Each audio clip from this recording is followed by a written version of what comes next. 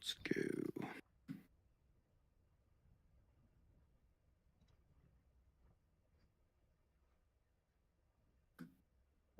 So, Daolationships Guild, if you can see that, it says at the top, mission. The core mission of the Daolationships Guild is to facilitate and coordinate relationships between external organizations and Bankless DAO.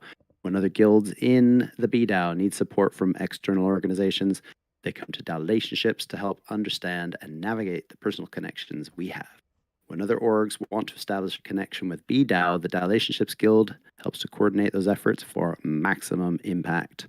Underline that. Boom. So we just basically build relationships between Bankless DAO and other DAOs, companies, and organizations that are aligned with the mission and vision of Bankless DAO. Grow Bankless DAO to become the industry leader in cross-DAO relationships, being the super connector DAO that supports Web3 organizations, and identify key partners at other organizations who can make an impact by being involved in our community. And here's our value statement. We maximize value by maximizing that's a lot of maximizings. The Bankless Guild's impact to the outside world. Courage and altruism. Trust and verification, respect and reciprocity, leadership and followership, autonomy and self-organization. And leadership and followership is a really interesting one because this is the relationship between the people who create the DAO and the people who then kind of inherit the DAO, I suppose you could say, because the followerships, the people who are taking part, that's the community. So that's essentially what we are here is community. In here, we've got a ton of great different pages, different databases, different explainers, and we've got a notes section down here. So if you want to catch up on anything that the Daolationships Guild is doing, you can see that right within here. We try and keep them in as best of order as possible. If there's anything that you see that's missing, jump in there and sort it out. I would just say if you ever do get editing access to any database, never, ever, ever remove a property because it will remove the property from all the other entries as well. So all of this information will go and then people will come to you and say, hey, what'd you do that for? So archive, there's some other stuff down there to check out. But yeah, up here at the top, we have the Daolationships CRM, which is one of our finest resources here. And hopefully it will grow to become a Web3 integrated CRM. That's going to have a lot more information in terms of the connections between the clients and the projects, and we'll be able to better visualize and map out all the different relationships between the DAOs. But this is the start of that. So within the CRM, we have opportunities. Actually, if I just open that up, you can see the opportunities, products and services, CRM accounts, and CRM contacts. So within here, those are just default view, table view, Kanban, and list. So let's pop that. You can go Kanban. We can check out the different views there, list view or table view. If you have a new opportunity incoming and you found a DAO that you think you want to bring into Bankless DAO and have our contributors do work for them in some way, shape, or form, whether that's media content creation or just want to hand them over to somebody else and let them figure it out. You bring in a new lead, you just come to load more. To be honest, we should add a button to this. Ernest, how do you add a button to a database? /button. /button. You need to be in a cell block that's like above it. You would. Well. Yeah. I mean, up at the new. Top, yeah. I mean, it just depends on. Like when you just click on new, it creates a new entry for the database. Like that's the button for the database. Okay. Right underneath UM. I'll go play with that somewhere else, I think, before I nuke something. Everything's still there. That's good. Yeah, so that would be cool to have a button up here at the top, wouldn't it? And then it's just for now, you just. It's always. I don't know.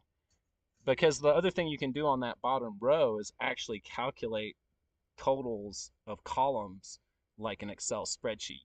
If you notice, see the new button, that's the button. It's always at the bottom. And then underneath it, you actually have Excel spreadsheet functions,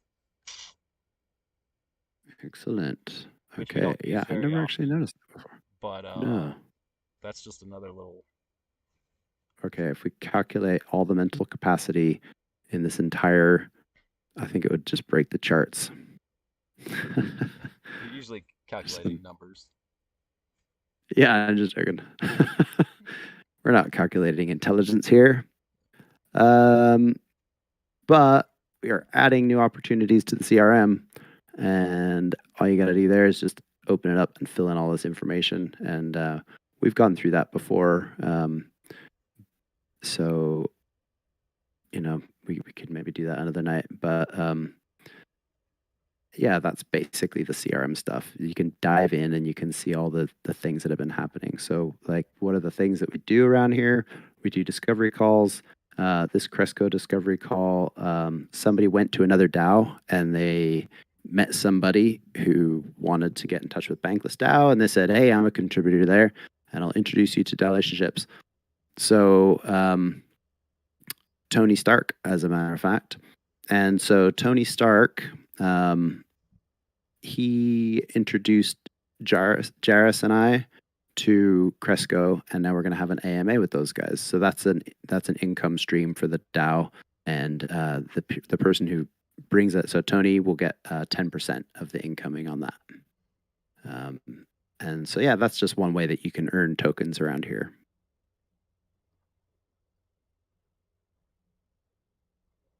Beyond that, we have another example would be KlimaDAO, and KlimaDAO or KlimaDAO, however you say it, is a different kind of partner. They're actually looking for something from Bankless DAO, so they want us to invest in their token as a sign of going green. So in theory, we want that. We want to have a regen plan, but we just have to figure out something that's going to be beneficial for both parties, sort of leverage each other's brands. So, Ernest, I saw you posted in that group the other day. Maybe we should set up a meeting with them. Well, I think the main question is there consensus within the DAO of a desire to offset our carbon footprint as an organization? That's fundamentally whether it's Climate DAO and or other DAOs and projects. Um, those green assets are essentially diversify the treasury.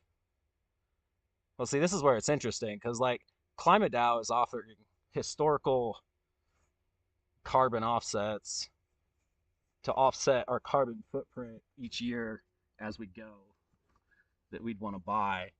And essentially, those traditional carbon offsets like expire after 5 years. Whereas the carbon offsets that we're offering in carbon collectible NFTs is actually more like 10 years into the future carbon offsets, carbon sequestration that's being done by a mature forest. So we're actually offering like future derivatives on carbon sequestration capacity of a forest, whereas the carbon offsets that you buy from ClimateDAO and retire, those forests could like not even exist anymore.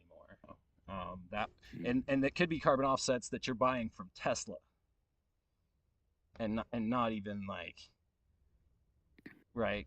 If you understand how traditional carbon offsets work, you might realize that Tesla actually makes most of their money selling carbon offsets, not from selling cars. But that's a sidetrack. But yeah, interesting discussion. Main thing is, does the DAO feel responsible for its carbon footprint? Do we want to do something about it? And if, these are assets to be held, Climate DAO offsets expire after you use them. Other products, you can buy 5 years worth of offsets, but they're also doing, yeah, and then they have their own token, which is different. So like their whole thing hinges on the price of carbon offsets going up in the future. And so they're trying to essentially just get enough green activists to like get involved and start purchasing these things so that the price goes up in the market and it moves businesses towards being responsible for their footprint. Yeah, and that's what it's all about: cutting your costs Yeah, and cutting the cost of the earth.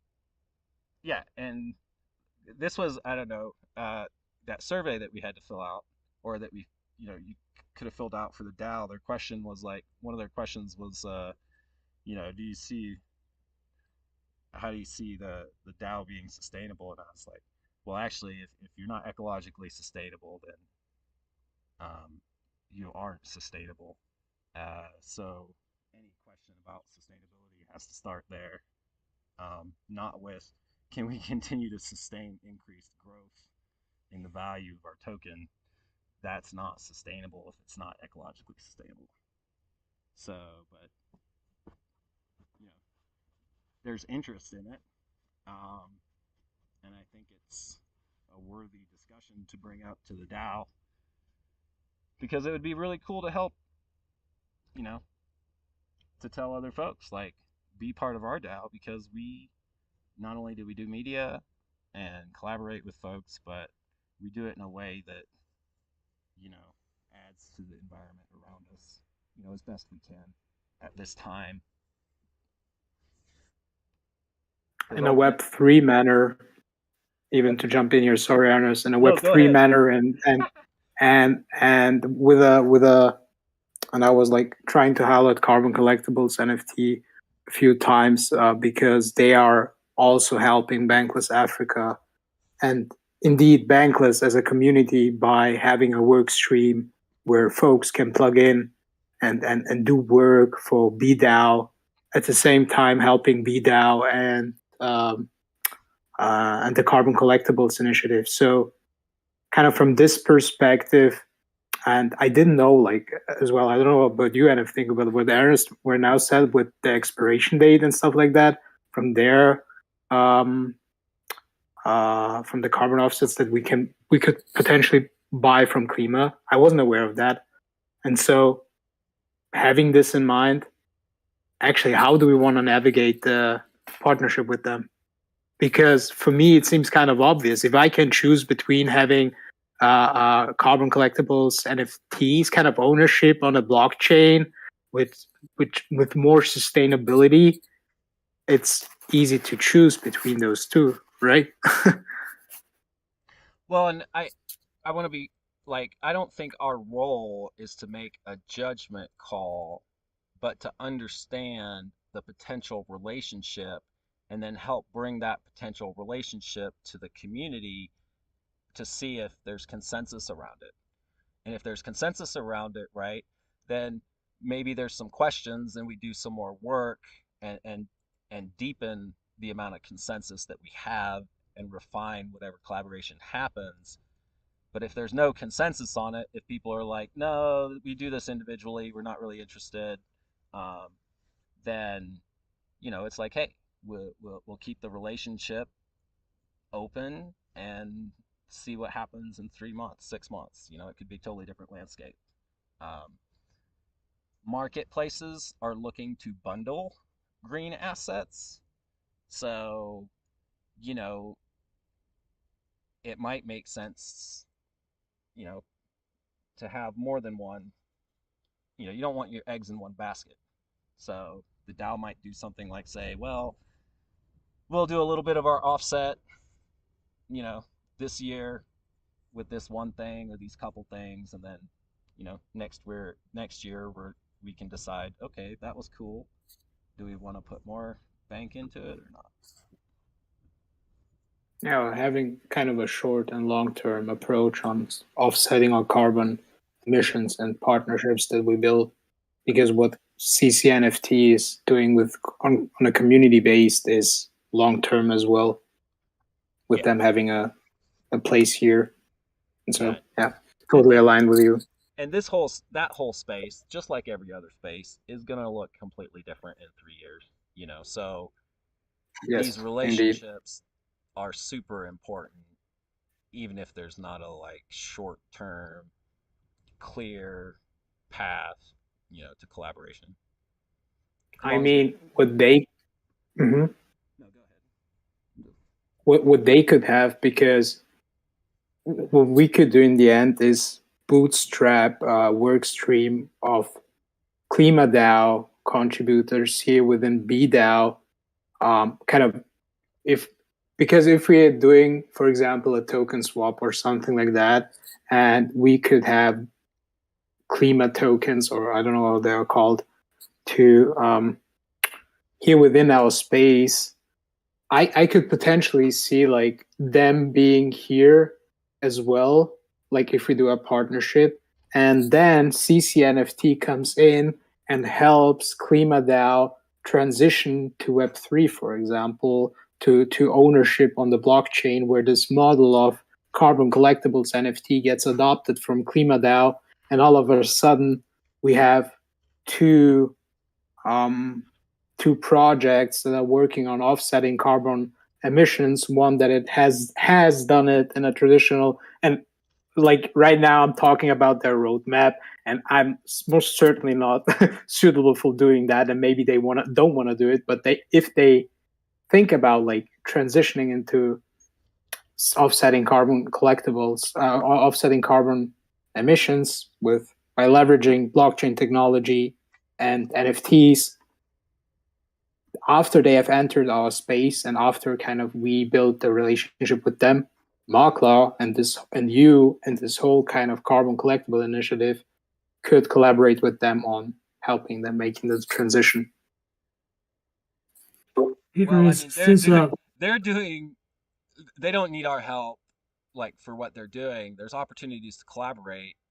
Um, like I would like if the DAO has other tokens than Bank to give out to get like I'll work for climate tokens.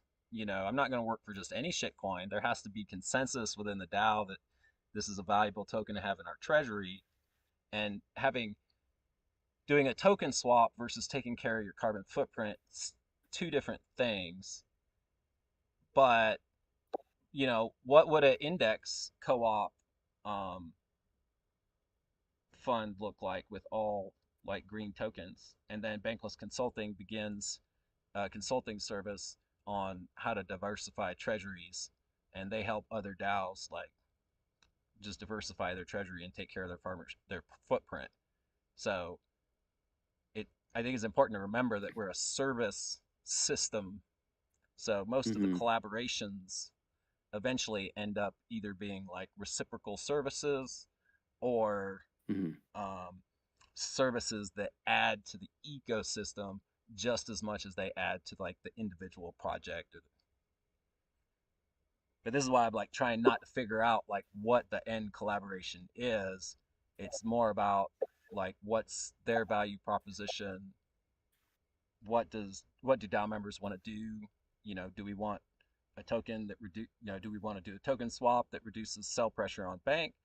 Do we want to take care of our carbon footprint? Do we want to just experiment with both?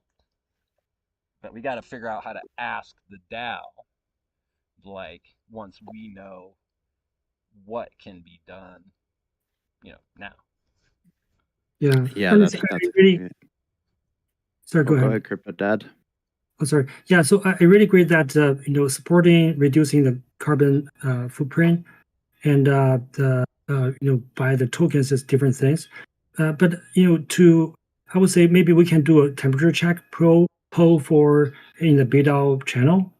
About if we want to sort of support a carbon footprint reduction. I mean, if that's like a reach sort of a consensus, then we can starting from there to see any other community sort of we can collaborating together to do this.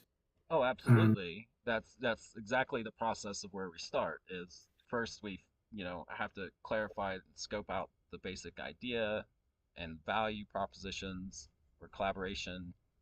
Then we do a temp check, refine the idea. Well, here's a temp check. Here's a temp check for everybody. Neki from Daolationships has been working on this proposal that I just posted in Daolationships General. And the plan was to send somebody who could sort of do media creation at this event, and have like a brand, like a brand, what's the friggin' word I'm looking for? Presence. A brand presence at the Regions Unite conference that's happening in Brussels next week. And it turns out the original person can't go, and so Jairus James met somebody called I think he's Tobias. Is that right, Jairus? Yeah, that's correct, Tobias. Yeah, From Research Guild. Oh, he's from Research, is he? Or the writer. Mm-hmm. The Yeah. Writers Guild. He's working Yeah, on and he's the a talented Bankless writer, Africa too. research report, but he's a writer. And so he could go there and write some content to this event, and he would be able to take some interviews for Crypto Sapiens, and just sort of do, be the feet on the ground over there. And so realistically, they're looking for funding for this. And this is the type of thing that we got to figure out. Like, are we going to align with the regen community and that effort and the climate space? Probably yes. How are we going to approach it, and how should we spend our money best, right? Or not our money. There's no money in here. Crypto Sapiens has a budget that exceeded like $1 million, bank, I think, this season. Mm-hmm. Yeah. So there's definitely tokens to earn. That's for sure. In terms of the carbon offsets, I really like where you were going with that, Sanad, talking about the carbon NFTs, carbon collectibles. And wouldn't that be cool if we could just sort of do a Klima and carbon collectibles marriage and just sort of get the two together in a marketing campaign and get people involved? And yeah, I would argue the temp check itself could be a marketing campaign across the DAO socials, is where we might get the broadest feedback instead of just keeping it in the forum. And remember, when Writers Guild publishes articles, when you get articles published by Writers Guild, they're incentivized. Like, you get a kickback. So when you're talking about publishing articles and doing work for Crypto Sapiens, you got two guilds that are well funded already that we just got to figure out how to collaborate with.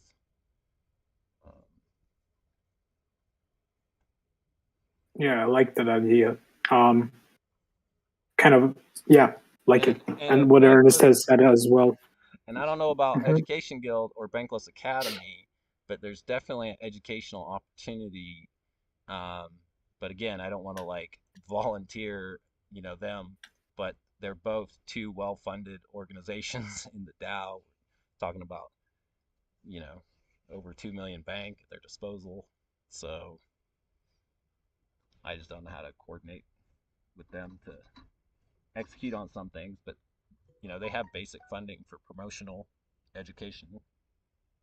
So podcasts that are educational, that teach people about the industry and what Climate DAO and CCNFTs is doing, can potentially be funded through education writers.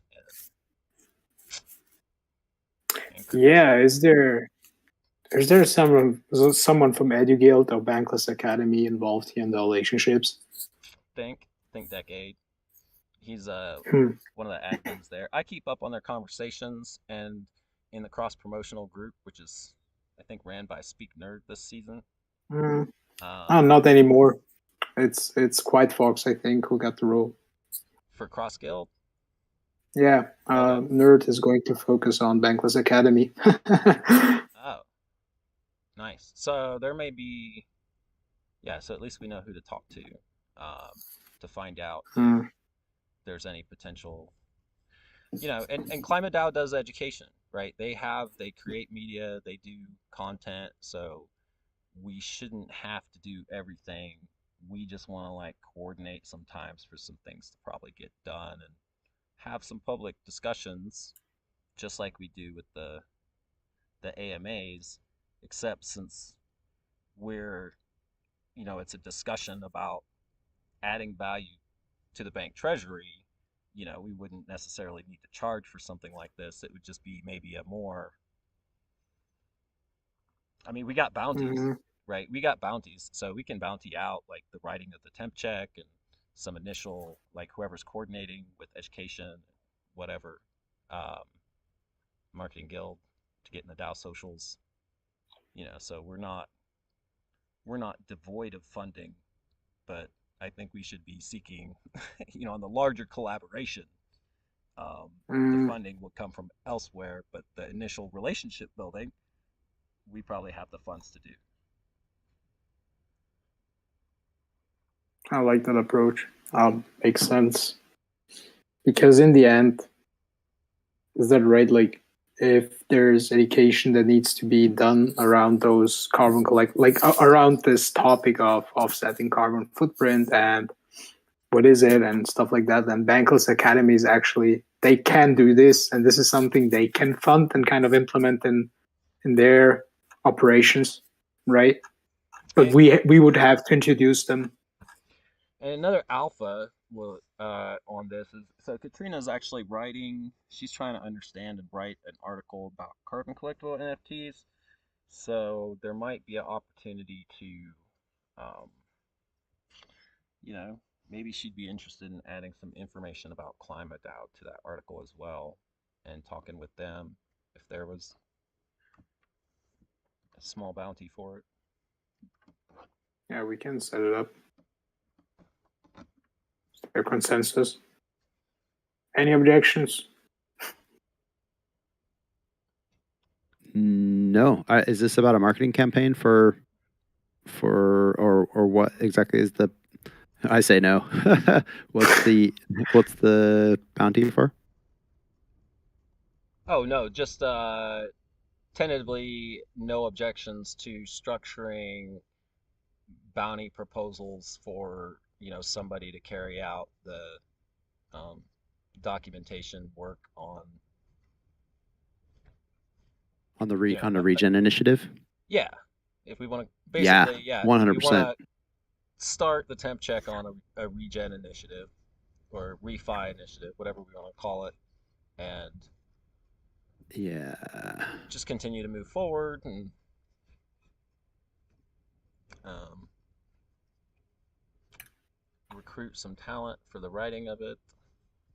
Or what, there's already people talking to Climate DAO, so we just get more involved in that conversation, see where that goes, and then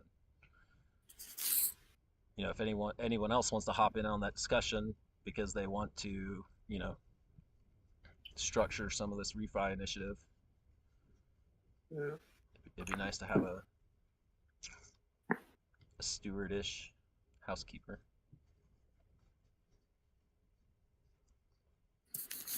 And this might partly be talent work. We're also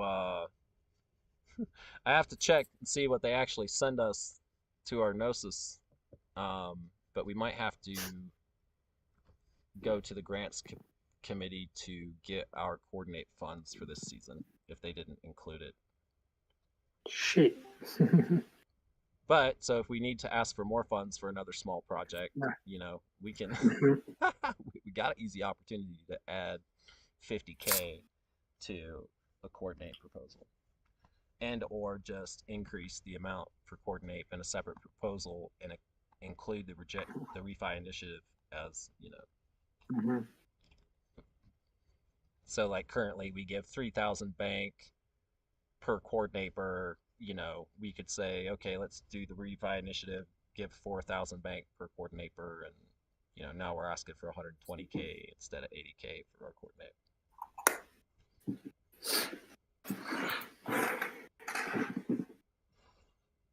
And I will be writing the coordinate proposal if it has to be done. So.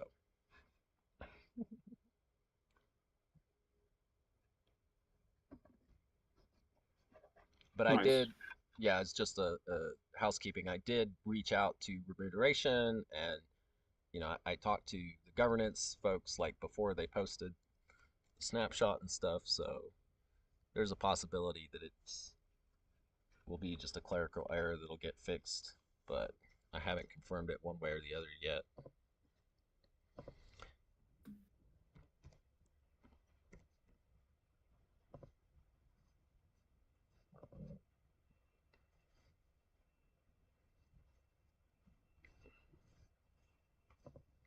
I see we have a member, Space Monkey 127, and he or she also wear a Doppler mat tag. So we want to have him or her use. Hi, Dr. Raj. So I was there in the last call and I saw a call was happening, so I just showed up. Just listening to whatever you guys were discussing. I hope that's okay. Sorry. Welcome. Yeah, absolutely. That's the best way to learn.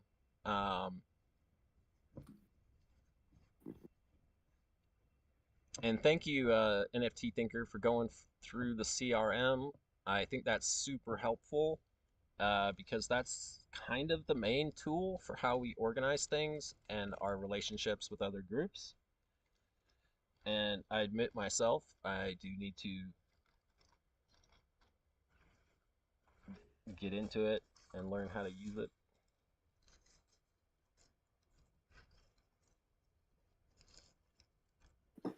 I just wanted to say as well, over the course of season 4, I'll be working on Notion, kind of cleaning a little bit and trying to set it up so that it is efficient as well. And if someone here is interested in getting involved in Daolationships Guild and maybe want to give recommendations on how to do stuff and has a little bit of time per week to spare on this, feel free to reach out to me here because we have guild incentives to compensate for work and that you have done, and you can as well a reference to this and the coordinate rounds. And that's one thing. Ernest is advocating this a lot, and I'm plus wanting what he said is that every member here should try and or should have a description of the work that they have done when we have coordinate rounds. So keep that in mind. Always say what you have done, because there are folks like Ernest who are give tokens first to members who have a description and then to those without a description. So, and he is maybe not the only one doing that. However, I digress. Sorry. And this is important as well because when we come to season 5 and we could have an apprentice role for guild coordinator, so similar to what we have in governance with Ernest being the governance coordinator and Think Decade apprentice. I would love to say this for guild coordinator too. And so if you kind of have curious about like what could be done, what can be done, have some recommendations, and I probably have to write this down and inform the whole guild. But talking is way easier for me than writing. But yeah, then Also, yeah. I'll just say the other thing that especially new folks, it takes a while to like understand this, but coordinate and bounties are for unplanned, unfunded work that we know is going to happen, but we don't know what it is, right? But once we continually fund the same type of work with bounties or the same type of work with coordinate, then we can expect in the future for this expense to continue, and we develop a role and then we budget for that role, right? But until we have a history of an expense being continuous maintenance, we're just every guild, is in this situation where it has funds for, the unknowns, and then it takes 3 to 6 months to develop a role for the knowns or a project. So it's a little disorienting, and you don't always know where you're going to get paid. But if you need help understanding coordinate, I love talking about coordinate. I love using coordinate. I earn my living off of Coordinate. And the other thing I'll say about help with Notions is that if anybody does want to help with Notions and they need to learn a little bit more about Notions, you can get in on beta testing the Notion Ninja education course and earn some NFTs before everybody else. So feel free to DM me about that if you want to help with Notions and contribute to a guild, and just don't feel comfortable yet with your Notion skills. The cool thing about this, like, this is as bottom up as it can get, like with having your first investment being just like time, where you just like want to put in the time on a specific task that is not being compensated. And so you're establishing a work pattern that benefits the guild and potentially the DAO and the community you are in. And so as you have said, like Ernest, and just to add on what you said, and it makes obviously sense, like filling the gaps and trying to identify what is needed, because as we grow, like this space is growing still, even if we're in a bear market, and even if Luna is below $1, which like I still think I'm dreaming, but however, Prices up, prices down. We just building. that's how it is. And I think and I believe like it will be more fun to build when prices are down, because we won't have to deal with annoying retail investors that are going to jump in just to get rich and I don't go know. away. I think they're circling the communities right now. They're like, oh, everything's on sale. Where do we jump in first? You know, like I had this feeling, and I know I talked with in the markets channel like 3 months ago. Like when I have this feeling, since we didn't manage to make new highs since the previous highs of May last year, I think it was, or yeah, last year. So 65K. I had this feeling we will drop, and we will go even lower, like than 40K. And as we like hit 36K, I was like, gosh, there's a lot of if we can manage to make higher highs and continue with kind of lower lows on 60-day kind of and this is a bit technical analysis, but however, like if we continue like making lower lows, then we are fucked, because there's a lot of ground to make up going to 65K again. And so I was hesitating completely. Like I didn't pay attention to the charts for a while, but I didn't manage to get cash heavy, kind of to buy the dippity dip, the 10th dip, I think, that was here in the markets. And right now it's just like Luna has been a falling knife. I saw the chart today. I couldn't believe my eyes. I was looking, thought it was Terra be like depegging and going down to 90 cents, but in case it was Luna being 90 cents and Terra at 30 cents. Like I was like, what the hell? So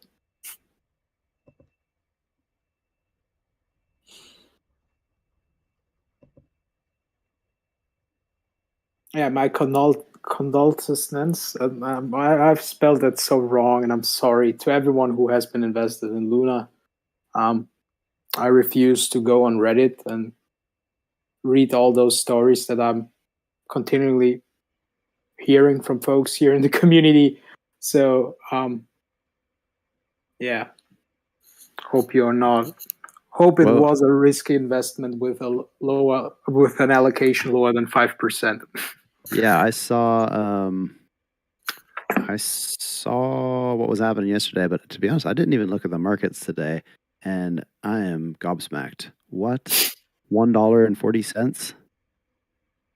And that's a 50 what and that's the crazy thing. Like it was 90 cents a few hours ago. You could make 50%. Down 95%. Oh yeah, and totally 95%. So, but yeah, there's definitely arbitrage on there. But wow, what a risky play! Where is it going to stop? Where's it going to stop? And it's going to zero. It's going to zero. On Binance here, it bounced at 69 cents. If you can imagine that. Sorry. I said on Binance, it bounced at 69 cents, and then it went up to $7.78 within an hour and 15 minutes. Wow. What? Fuck. That was your arbitrage point right there. 69 cents. Your I mean, commissions, I want to So I just want to I just want to do a time check. I'm more than happy. This is why I like trying to keep meetings to 45 minutes because I'd love to talk about we end up charts for the talking last shit 3 about minutes there. charts. Totally fine, but I don't want any new people's questions if they have them to go unanswered.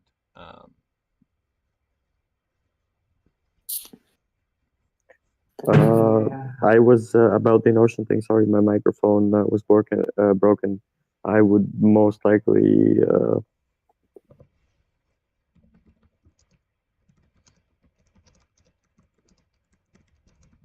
Yeah. What Yeah. What did you say? Yeah. Don't leave us hanging. I just DM'd you and friended you.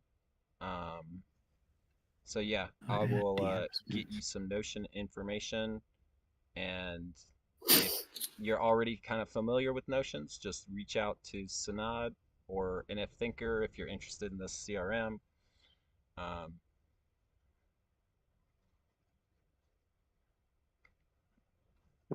Yep, will do. And thanks, I've added you back.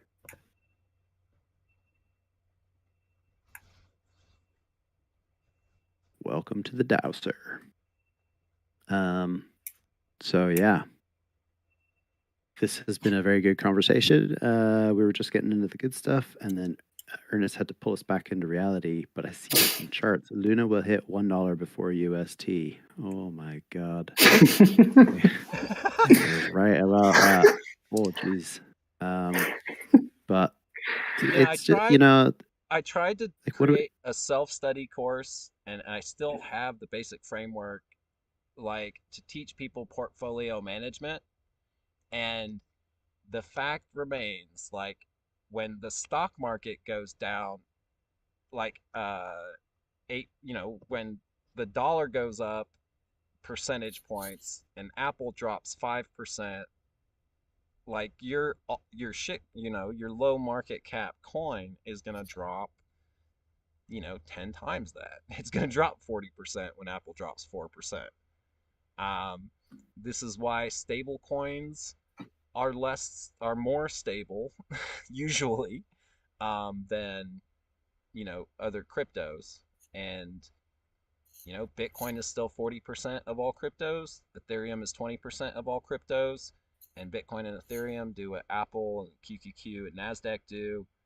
And if you didn't know that the overall stock market's been going down for 6 weeks, then you're completely caught offside by all this FUD.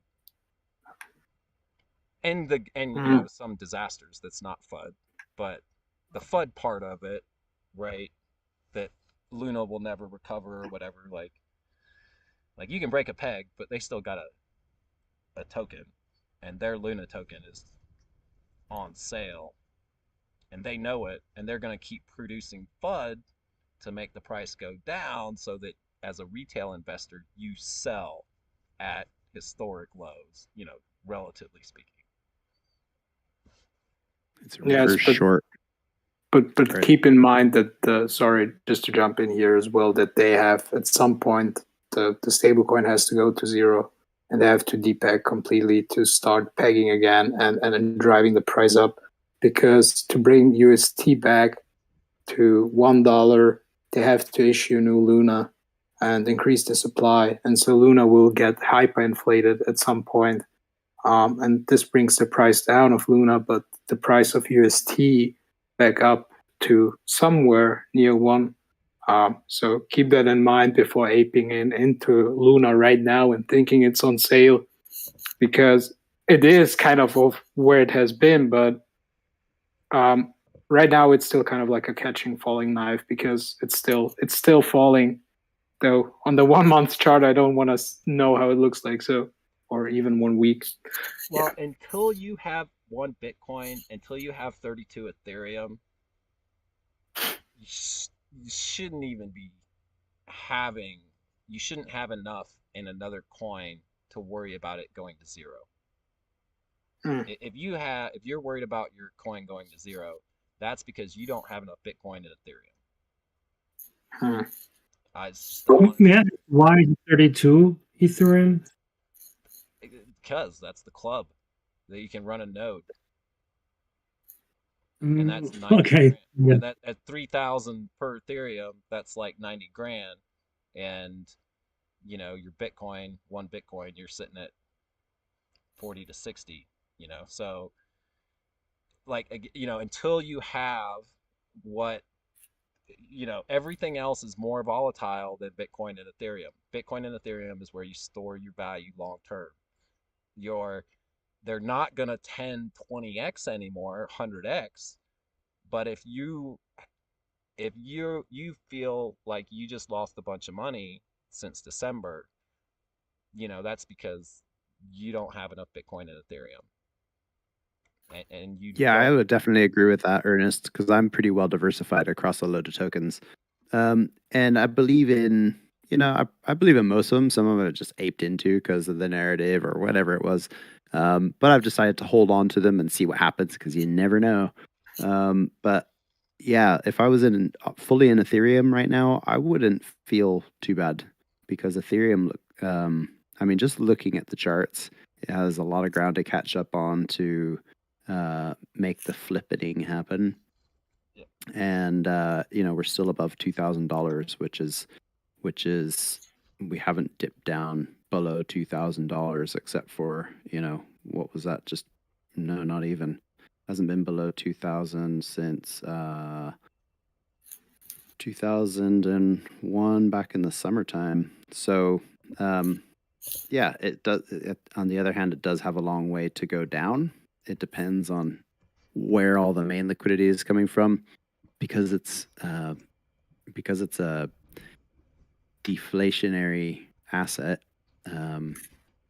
We should, in theory, be all right because And everything scarcity. we do in bank like hinges on Ethereum. And Yes. this is too why it's important to watch market cap, because if you look at tether dominance is shot straight up. It's breaking new highs. Why is that? Because people are sitting in stable coins waiting for these sales. So until you see, you know, tether dominance top out, crypto market's not at a bottom. And so you should be more into stable coins as the crypto market cap moves from Bitcoin and Ethereum and alt, right? Because people get nervous, they sell their altcoins for Bitcoin and Ethereum. They really start getting nervous or just risk management, they move some into stable coins. And then risk management dictates when they move back into a Bitcoin. And then, you know, when risk is on and trends have changed, people go back into altcoins. So if you don't, you used to not be able to buy altcoins with fiat. And so anybody that's gotten into crypto the last like 3 years or year doesn't understand that the first 10 years of crypto, 8 years of crypto, you could only buy altcoins with Bitcoin and Ethereum. So there's this whole market of rotation through crypto caps, right? You take small amounts, you put them into low caps, you take those profits, you move up to mid caps, you take those profits, move into the big caps, and slowly cycle a little funds back into your low caps, but always building up, you know, the real store of value. Same thing happens in traditional markets when you're moving through commodities, equities, you know, Apple, and then the Russell 2000. It's just a much smaller scale, but the total market cap is, you know, I got all the tickers for these if anybody wants to get trading view, watch this stuff. Yeah, please send it to me. I mean, is it kind of like something that I can, if I have trading view, that I can import? Yep, I can export just like I did with the. Yep. Yeah, do that, sir, please. Yeah, the Binance app did have TradingView installed, but no longer. It doesn't seem to be working for me. Yeah, and what most people too don't realize is that we're just doing a flat correction since last March. It's real. It's sideways is the most Mm, painful direction to go for retail. mm, And when we broke new highs 20K, market makers have to come back down to 20K, or they have to go sideways long enough so that they can square up what they lost selling at 20K while everybody else rode it up to 60K. Because market makers always have to break even. That's how they make their money from the coins that they sell. And so it's tricky because Bitcoin is always going to go up against fiat, and so market makers are at a disadvantage. But they're a third party that's always moving the prices, and so they'll either take it back down to 20K, and in like 2 hours, you'll test 20K and then be gone, or it'll go sideways for the rest of this year, and it's as if we went down to 20K for 3 months and then back up to 40 or 60, except we're just going 40 to 60 or 30 to 60 for like a whole year. So every time they go up and down, they get a little bit of that position back so that they can get back in position, because it's going to break 60K, go to 300K or 150K, and they're going to have to bring it back down again when it hits the. what I've even read is that regulators are coming in because of the terror that has been of a centralized party manipulating the market and making 800 million by shorting Luna. And yeah, they kind of caused this, or yeah, they haven't mainly caused, or maybe they have mainly caused this death spiral of Luna. That was further accelerated by the market crashing. But there was, to keep it short, there was an entity that made 800 million by concentrating their wealth and playing against Luna.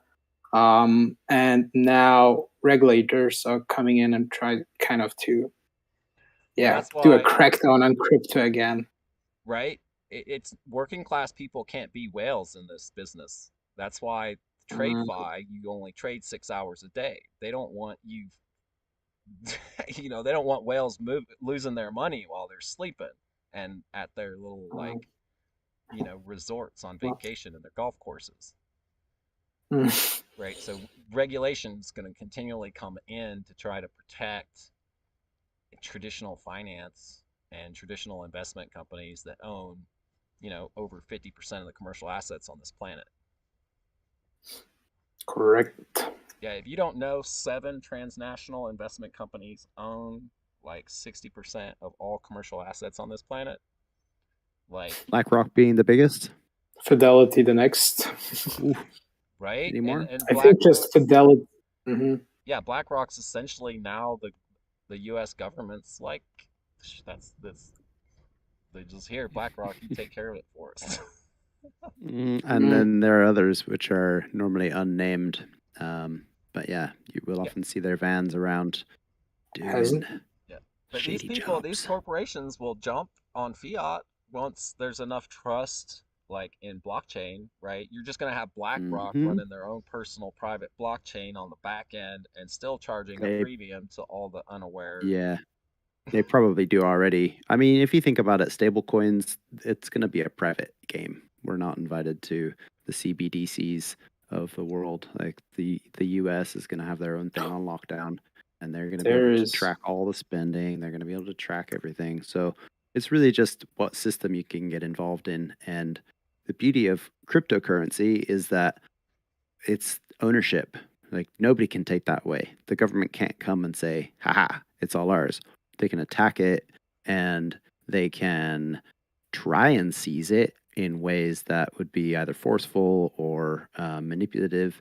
But at the same time, it allows this equality that we've never had, true personal ownership.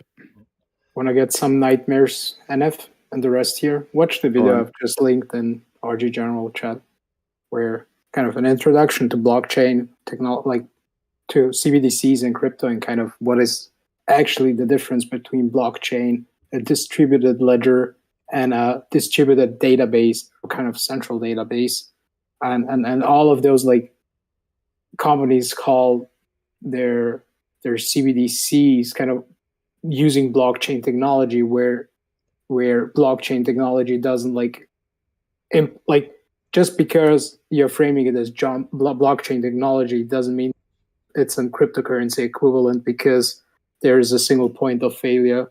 I think that's kind of the biggest difference. And so what has been listed in this video, kind of exactly what you said, like having a CBDCs for institutional investors and having a retail CBDC, and all those restrictions that could come. It's so dystopian. Like it sounds simply like pure freaking control of every single step you make. That's why here So- in the revolution, we are doing shit differently. Right? We are being forced to. We don't want to do this. Oh, We no, have I want to. to. I want to.